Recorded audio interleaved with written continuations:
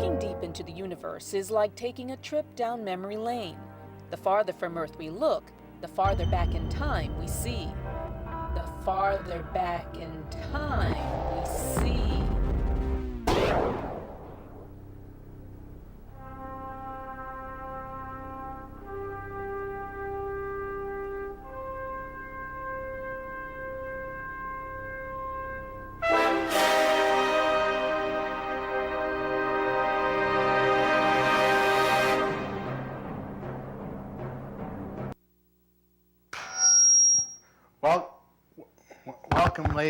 Welcome, ladies and gentlemen, to the latest edition of the Wrestling Connection. I am your host with the most, your connection to the wrestling world, Mr. Ken Hill. Now, don't be alarmed, ladies and gentlemen. I'm not off-site. Bedford Television, and we're not at we're not at Monday Night Raw. Don't be alarmed. Thanks to the new green screen technology here at Bedford TV, I'm coming to you live and in color.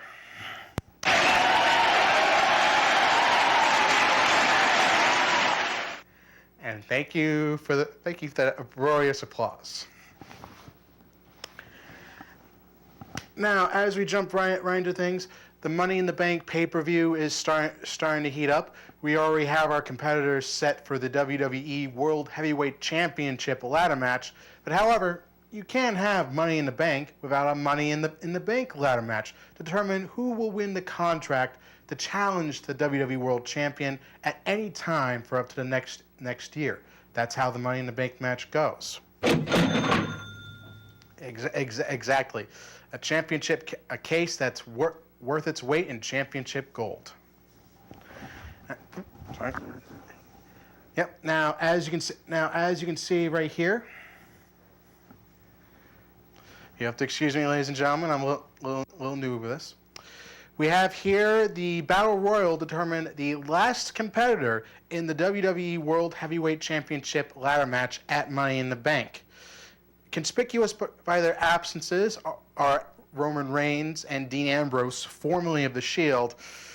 Not so suspect as Triple H at the top of the hour included everyone in the Battle Royal, but excluded specifically both Ambrose and Reigns. Yeah, it's very upsetting. Ambrose wasn't so much upset by this as he was more focused on getting his hands on the traitorous former member of the Shield, Seth Rollins. But Roman Reigns, he was hungry. He's hungry for thirsty for a WWE World Heavyweight Championship opportunity, and took it upon himself to circumvent the Authority. As you can see right here, playing on the insecurities and jealousy of one Miss Vicky Guerrero, the general manager of SmackDown and essentially the go-to lackey for Triple H and Stephanie of the Authority. Here you can see Reigns chatting up with Vicky. What we don't see is Roman Reigns surreptitiously sneaking something into Stephanie's coffee, which, sadly enough, we would end up finding out the results later on. As you can see here, Stephanie had a little bit of tummy trouble, and Vicky sadly found out about that firsthand. And I'll explain to you later on who was the perpetrator behind this lovely bit of humor. Moving on. Stephanie would be rushed off to the hospital by her husband Triple H, leaving a puke-stained Vicky in charge, one who was also very upset with the Authority for the way she was treated, and decided to get back at them by following Roman Reigns' advice and entering him into the Battle Royal. Reigns proved to be dominant, eliminating nearly half the competition, including the undefeated brawler Alexander Rusev here, last eliminating him with a big-time Superman punch, and also punching Roman's ticket to the Money in the Bank WWE World Heavyweight Championship match. Now that table's all set for that, we found out. Yes, you see right here Roman Reigns having qualified, and he, along with John Cena, Bray Wyatt, Cesaro, Alberto Del Rio, and Randy Orton have qualified for the WWE World Heavyweight Championship match, the ladder match, where we be guaranteed a brand new WWE World Heavyweight Champion. Now, like I said at the top of the show, that's the WWE World Heavyweight Championship match. If you're going to have Money in the Bank pay-per-view, you have to have a Money in the Bank pay-per-view match. Now, of course, later this week on SmackDown, it was and on Main Event, it was announced that there would indeed be a Money in the Bank match with 7 participants for a briefcase, which contains a championship match which could be cashed in at any time for up to 1 year. Essentially, whoever gets the briefcase holds all the power. They could cash in on the champion at any time, any show, any pay-per-view. And except for 2 times in history, every time that the Money in the Bank briefcase has been cashed in, we have had a new WWE or a new World Heavyweight Champion. So, I mean, rumors abound who's going to be in this match. We already know one participant. Going to be Mr. Seth Rollins, the newest member of the Authority and the traitorous member of the Shield, seen here in action with Dolph Ziggler, who raised quite a ruckus with the Authority, outing Seth Rollins to be a turncoat, a traitor not only to the Shield but to the WWE itself, saying that the Shield stood for justice while Rollins only stood for himself. The Authority did not take that. Yes. Neither did Rollins, who competed with Ziggler in a trio of matches stemming from last week on Main Event, last Friday on SmackDown, to this Monday on Raw. Now, Ziggler would get the win, albeit by disqualification, because, as we see here, Dean Ambrose, was not going to let sleeping dogs lie, coming out and insulting Rollins,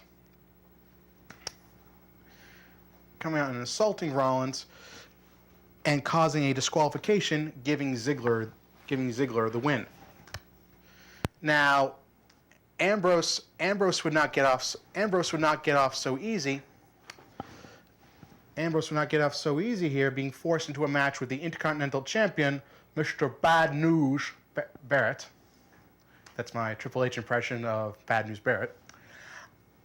Being forced into competition with him, Rollins would prove a timely distraction, pulling Ambrose out of the ring long enough for Barrett to get the count-out victory.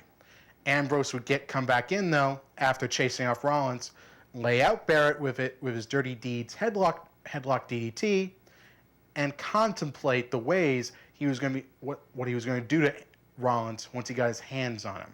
As you can see right here, there's a reason they call Ambrose the lunatic fringe. I mean, you can see right here. Exactly. Remains to be seen what the feud between Ambrose and Rollins has in store for all of us in the coming weeks. Now, of course, John Cena was in the Money in the Bank WWE World Heavyweight Championship match, but it wasn't set in stone. Cena had to earn his spot, and of course he'd be forced in. Of course, he'd be rewarded by the Authority for helping such luminaries as Daniel Bryan and the former members of the Shield in Reigns and Ambrose. They rewarded Cena with an opportunity to help himself into the Money in the Bank match by going up against Kane in a stretcher match. The objective being very simple: beating your opponent soundly enough to the point where you can load them onto a stretcher and cart them across the line at the top of the stage. As you can see, Cena did everything he could to lay out the big red machine, hurling steel steps at him, driving him through the announce table with an attitude adjustment. Kane fought back several times, including interference from both Rollins and Orton. And despite that, Cena would come back against insurmountable odds, laying out Kane with another attitude adjustment onto the stretcher and wheeling him across for the victory and cementing his spot in the WWE World Heavyweight Championship match at Money in the Bank. Now, if we could go back a few photos to the lovely shot of Vicky Guerrero. Thank you. As you can see right here, this little bit of creative genius was come up with by someone that everyone in professional wrestling is familiar with, the grandfather of professional wrestling, who's responsible for everything that WWE has come to be today. I'm talking about the one, the only, Vincent Kennedy McMahon.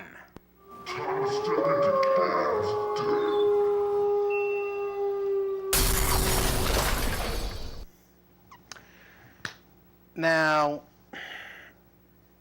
before anything, I want to say that I have a great amount of respect for Vince McMahon.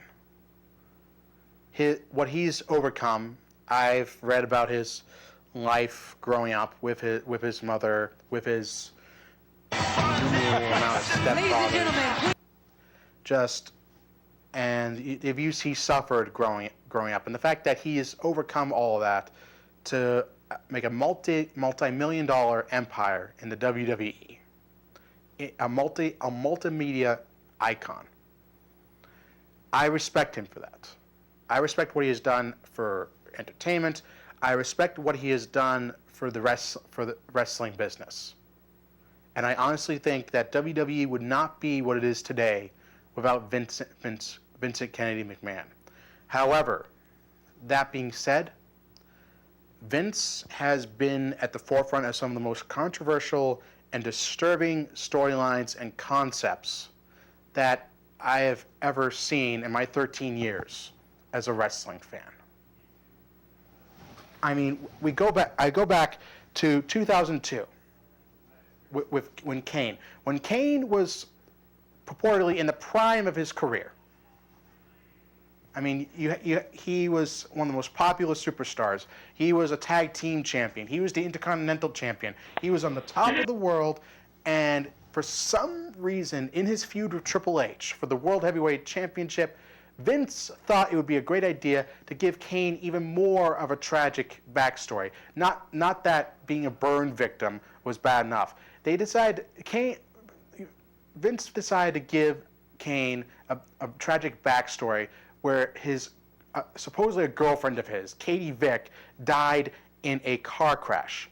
And then here's the kicker, and for parents and grandparents who aren't comfortable with this, they filmed a segment. This is a fake segment, mind you, where supposedly there was footage of Katie Vick's funeral, where she is lying in the coffin. A dummy of her is lying in the coffin, and Triple H, dressed up as Kane, comes in and, for lack of a better term, fornicates with her. The act of fornication, and the person who greenlighted this entire storyline, which completely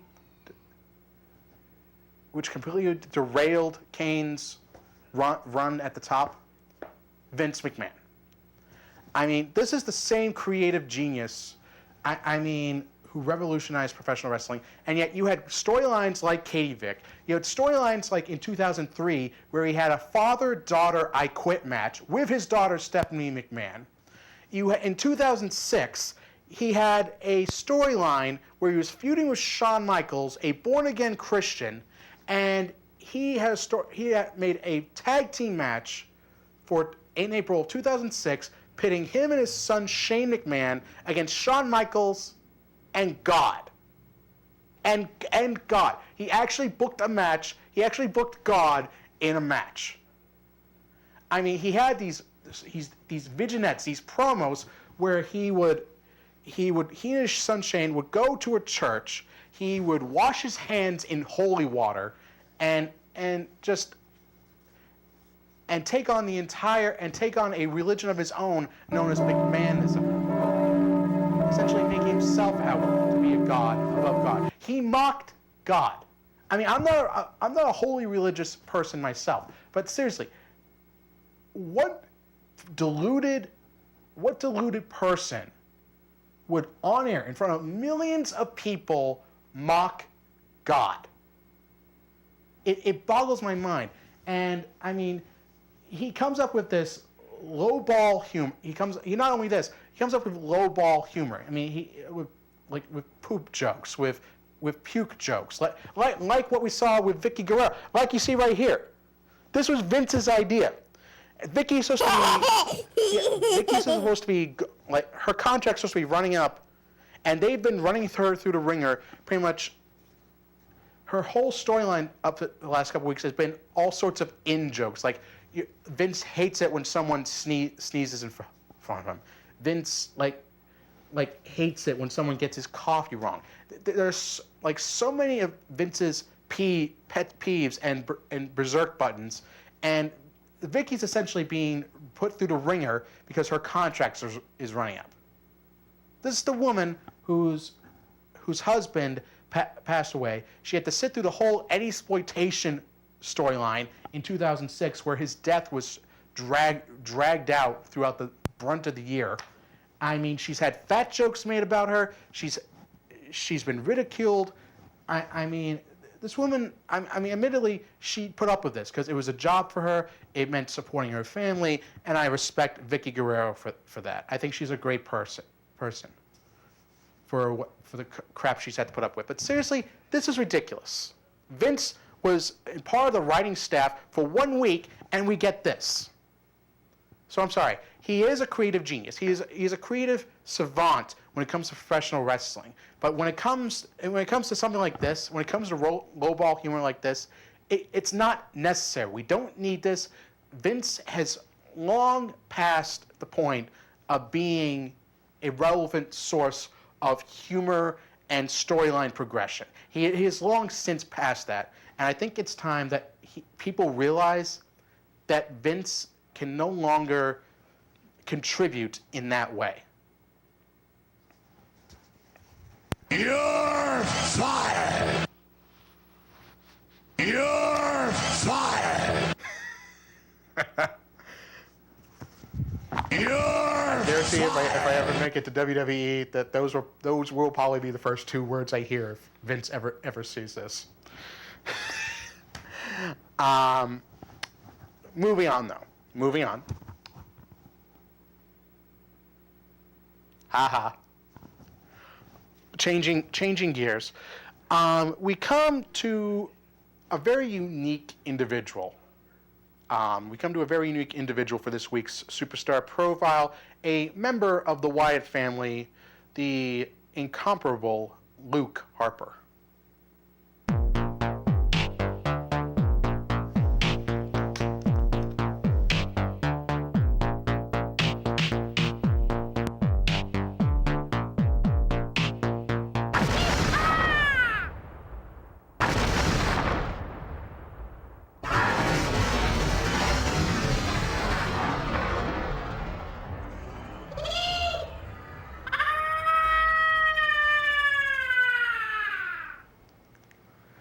My production team having a little bit of fun with the sound effects. Anyway, Luke Harper started out in professional wrestling in 2003, originally as Brody Lee. He was a very successful independent wrestler. Since 2003, he won multiple tag team championships and world championships. I mean, in such promotions as Chikara, Squared Circle Wrestling, Ring of Honor, and Jersey All Pro Wrestling.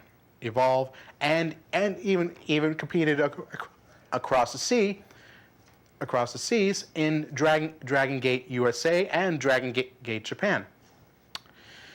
However, his biggest success would be when he came to WWE's NXT promotion in 2012. Seemingly just competing as your average big wrestler, he had a number of power moves and moved extremely well for a 300-plus pounder. But his biggest success he would find when he became a member of the now infamous Wyatt family, alongside Eric Rowan and the patriarch of the Wyatt family, Bray Wyatt. Luke Harper is typically a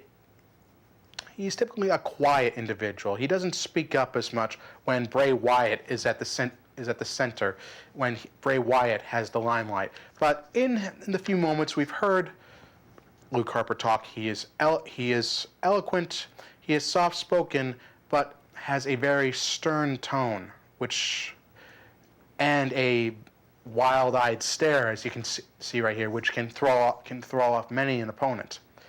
Of course, just as Bray Wyatt does, Luke Harper can back it up physically just as much as he can verbally and mentally. Now, the move I'm about to demonstrate to you is a signature move of Luke Harper's, known as the Discus Clothesline. The Discus Clothesline was popularized in North American professional wrestling, and was best utilized in the legendary Hart family, the Hart Foundation, used primarily by Jim the Anvil Neidhart, and with the Anvil being very apropos, because when you got hit with one of the Anvil's discus clotheslines, you stayed down. And it turned out to be a generational move, as the Anvil's daughter, Natalya Neidhart, one of the current divas on WWE's roster, would also use the discus clothesline to great effect, being one of the more dominant divas in today's women's wrestling. Of course, Luke Harper, when he uses this, it's very reminiscent of one John Bradshaw Layfield, who used a clothesline from hell on many occasions, and is actually a big fan of Luke Harper's discus clothesline. Now, as I demonstrate here, the discus clothesline is essentially it's a self-describing title. Essentially, you get a spinning motion. You spin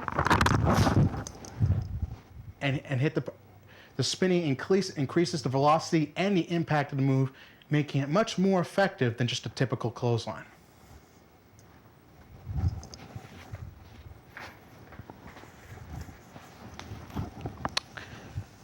Now, as we approach the end of today's show, I wanted to start a new segment, which I haven't quite come up with a name yet, but is I like to bring a more informational approach to professional wrestling. And this week, I like to inform the audience about the different kinds of wrestling fans that you see. Now, much like myself, there are analytical fans who've been watching professional wrestling long enough that they develop a taste for it, that they choose to break it down and analyze it and critique it. Essentially analytical fans, essentially. Now, of course, there are also what we call marks, essentially fans who are specifically for or against a particular wrestling character. Like there are plenty of John Cena anti-marks. There are plenty of people who are marks for wrestlers like Daniel Bryan or CM Punk or Bray Wyatt. Essentially, people who are specifically there to see one particular superstar or tag team or diva.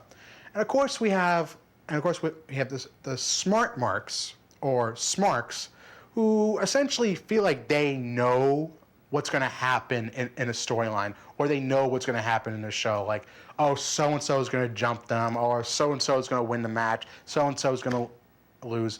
Like, John Cena is going to win this in 5 moves or less.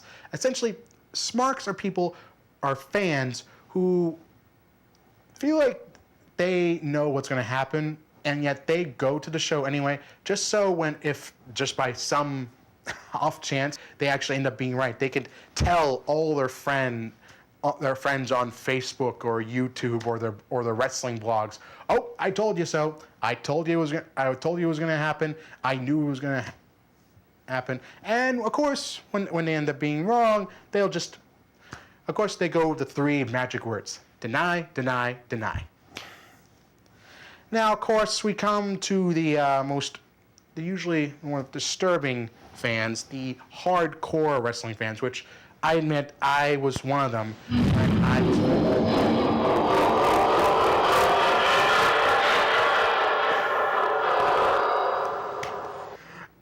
Interesting segue right there. Hardcore fans are just people who fail to really separate the fantasy and reality of professional wrestling. Like they don't read any of the dirt sheets. They completely invest themselves. Like they spend their life savings on wrestling merchandise, on tickets to see all the live events and pay-per-views. They go out of their way to essentially, professional wrestling is their life. And I mean, much like my good friend Zach. I mean, they completely invest in professional wrestling. It's not only a part of their life; it's essentially their life. They make it their lifestyle, more or less. And the problem is with that.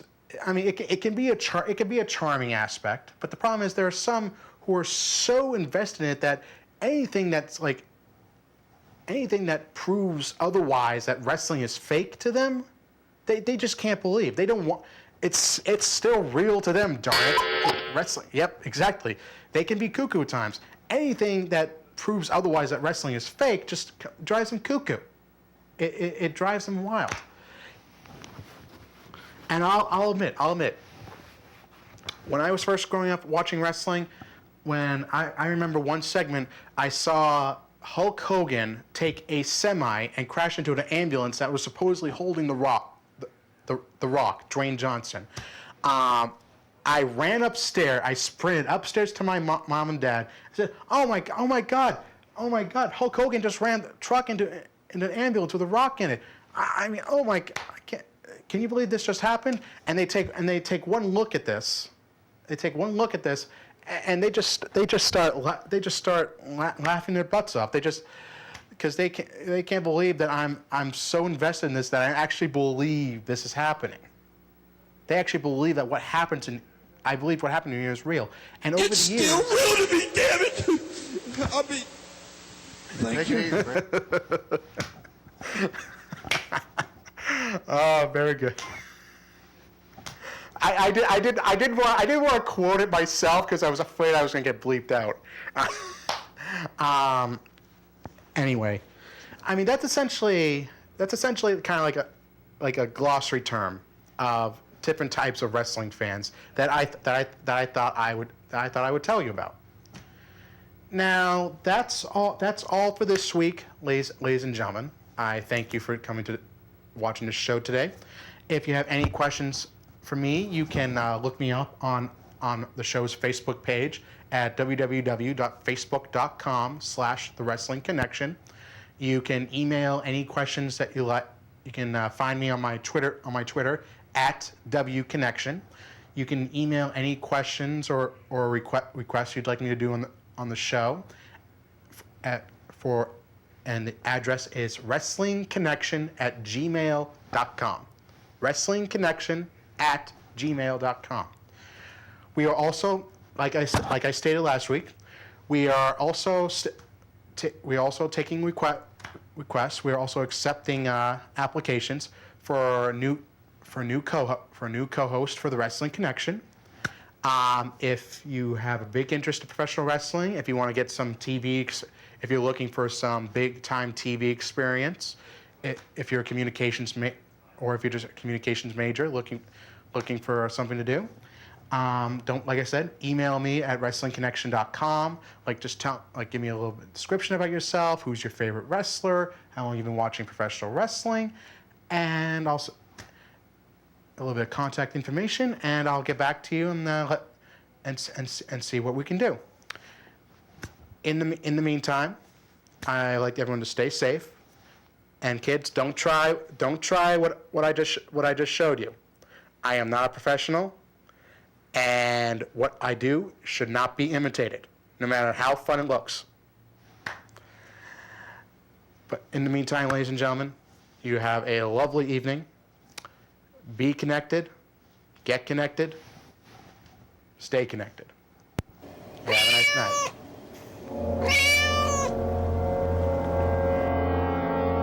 Looking deep into the universe is like taking a trip down memory lane. The farther from Earth we look, the farther back in time we see.